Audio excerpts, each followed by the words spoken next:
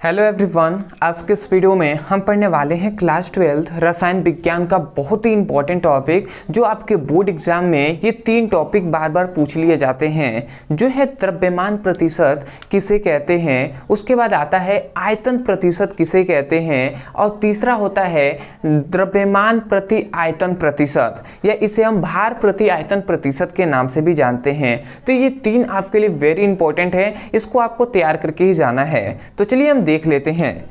तो सबसे पहले हम यहाँ पे जानेंगे कि द्रव्यमान प्रति आयतन प्रतिशत मतलब द्रव्यमान, सबसे पहले हम जान लेते हैं द्रव्यमान प्रतिशत के बारे में।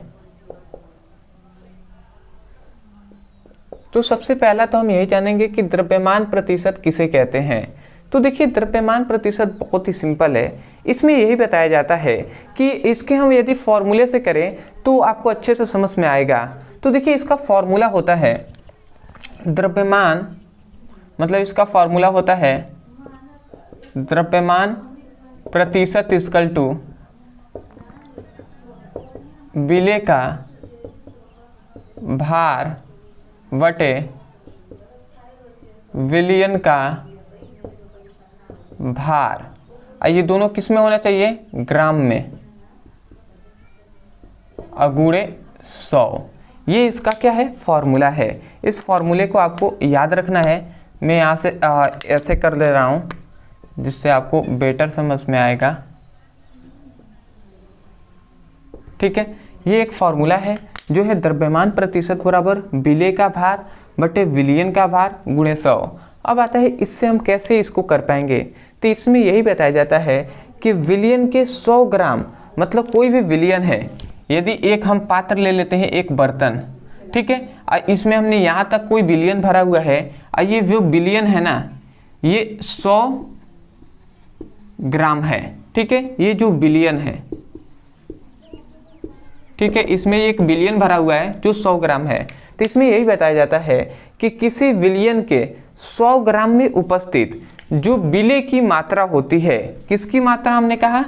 विलेय।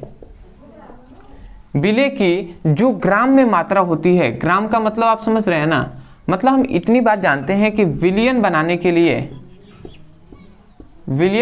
लिए आपको 2 चीज चाहिए। सबसे पहले विलायक और प्लस विलेय, समझ रहे हैं ना। तो विलेय और विलायक ये दोनों चीज आपस में मिलते हैं तब जाकर विलयन बनता है। जैसे यदि आपको शरबत बनाना है तो आपको चीनी और पानी चाहिए, मतलब चीनी क्या हो जाएगा? विलेय हो जाएगा, विलायक क्या हो जाएगा? पानी। और जब पानी और चीनी आपस में मिलेंगे तो शरबत बनेगा। तो शरबत एक क्या है? विलयन है।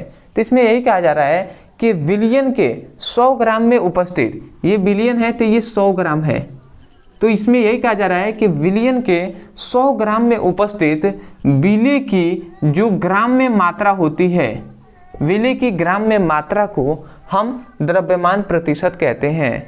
समझ में आ गया? तो आप क्या कहेंगे? विलयन के 100 ग्राम में उपस्थित विलेय के ग्राम में मात्रा को द्रव्यमान प्रतिशत कहते हैं, या इसे हम भार प्रतिशत के नाम से भी जानते हैं। तो आशा करते हैं आप समझ गए होंगे। हम डेफिनेशन क्या लिखेंगे? डेफिनेशन में यहाँ पे लिख दे रहा हूँ, आप लिखेंगे किसी विलयन के 100 ग्राम में उपस्थित विलेय की ग्राम में मात्रा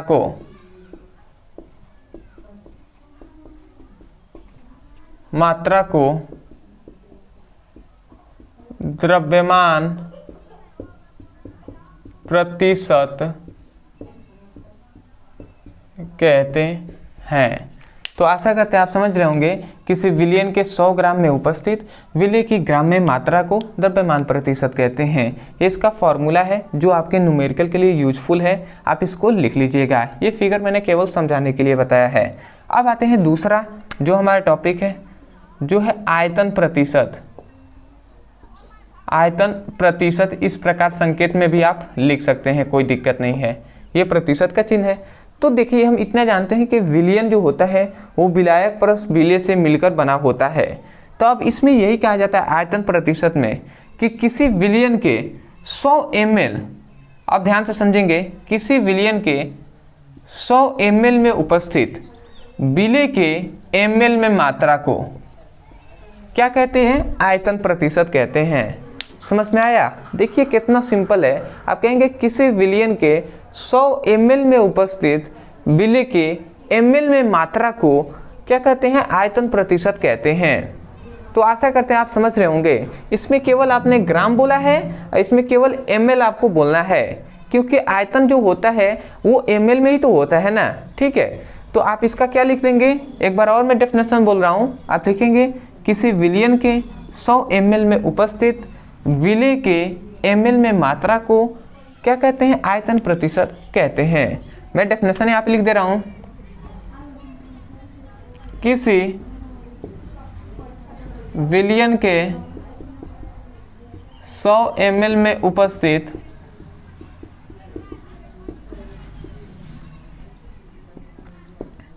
विलेय के ml में मात्रा को आयतन प्रतिशत कहते हैं।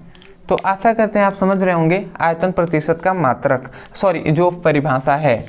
उसके बाद इसका फॉर्मूला आपको लिखना कंपलसरी होता है। तो आप लिख लेंगे कि आयतन प्रतिशत इक्वल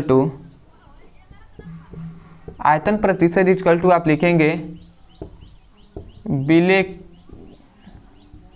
का आयतन बटे विलयन का आयतन। ठीक है, विलेय के आयतन बटे विलयन का आयतन। और ये किस में लिखेंगे आप? ml में। ये बात आपको याद रखना है कि ml में ये दोनों होना चाहिए, और गुणे आप क्या कर देंगे? 100 कर देंगे। ये इसका फॉर्मूला हो जाएगा। इसको मैं थोड़ा सा यहाँ से इस प्रकार आप इसको मैं कर दे रहा हूँ थोड़ा सा, जिससे आपको बेटर समझ में आए। ठीक है, तो ये इसका फॉर्मूला है, समझ गए होंगे। विलयन आयतन प्रतिशत इक्वल टू विलेय का आयतन बटे विलयन का आयतन गुणे 100, दोनों ml में होना चाहिए। आप यहाँ से याद रखेंगे विलयन के 100 ml में उपस्थित विलेय की ml में मात्रा को क्या कहते हैं? आयतन प्रतिशत कहते हैं। अब आता है तीसरा। इसमें तीसरा जो होता है, जो आपके लिए वेरी इंपॉर्टेंट है, जो है भार प्रति आयतन प्रतिशत। भार प्रति आयतन प्रतिशत, ये आपके लिए इंपॉर्टेंट है, इसको भी आप याद रखेंगे। अब देखिए इसका फॉर्मूले से हम मतलब इसमें यही कहा जाता है कि किसी, ध्यान से समझेंगे, किसी विलयन के 100 ml में उपस्थित, किसी विलयन के 100 ml में उपस्थित विलेय की ग्राम में मात्रा को, अब ml नहीं कहा जा रहा है, इसमें कहा जा रहा है विलेय के ग्राम में जो मात्रा होती है उसे ही हम भार प्रति आयतन प्रतिशत कहते हैं। समझ में आया? किसी विलयन के 100 ml में उपस्थित विलेय की ग्राम में मात्रा को भार प्रति आयतन प्रतिशत कहते हैं, या भार ना कहकर कभी कहा जाता है द्रव्यमान प्रति आयतन प्रतिशत। ठीक है, तो हम डेफिनेशन यही लिखेंगे, किसी विलयन के 100 ml में उपस्थित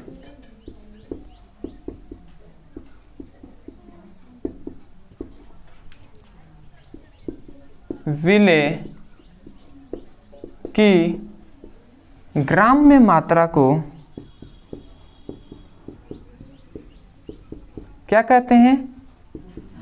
भार प्रति आयतन प्रतिशत कहते हैं।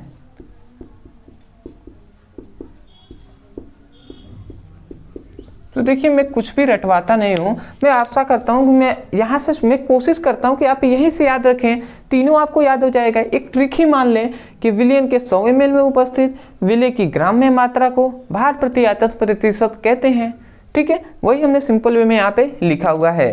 यदि इसका फॉर्मूला पे बात करें तो आप लिख लेंगे भार प्रति आयतन प्रतिशत, ये हमने संकेत रूप में लिख दिया। अब इसका होता है विलेय का भार बटे विलयन का आयतन, इसको आपको ग्राम में लिख देना है, इसको आपको ml में लिख देना है, अगुणे क्या हो जाएगा 100 हो जाएगा। हमने यही ना कहा कि विलयन के 100 ml, बस केवल यहाँ पे आयतन में आपको ml लिखना है, तो विलयन के 100 ml में उपस्थित विलेय के भार मतलब विलेय की ग्राम में मात्रा को, विलयन को हम ml में ले रहे हैं, तो किसी विलयन के 100 ml में उपस्थित विलेय की ग्राम में मात्रा को भार प्रति आयतन प्रतिशत कहते हैं। तो आशा करते हैं कि ये भी आपको अच्छे से समझ में आ गया होगा। तो ये जो आपका 3 इम्पॉर्टेंट टॉपिक है, ये पहला, दूसरा और तीसरा, ये अच्छे से आपको समझ में आ गया होगा।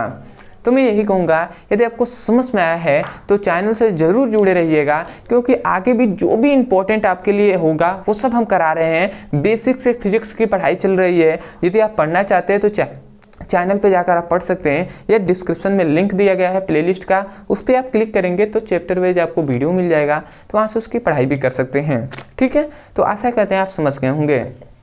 तो चैनल से जुड़े रहेंगे तो आपको आगे भी ऐसे टॉपिक मिलेंगे। और दूसरी बात, यदि कोई भी टॉपिक है जो आपको समझ में नहीं आता है, केवल आप उस टॉपिक का नाम लिखिएगा यूट्यूब पर, अंत में हमारे चैनल का नाम लिखकर सर्च कर दीजिएगा, तुरंत आपको वीडियो मिलेगा। ये मैंने कितनी बार आपसे कहा हुआ है।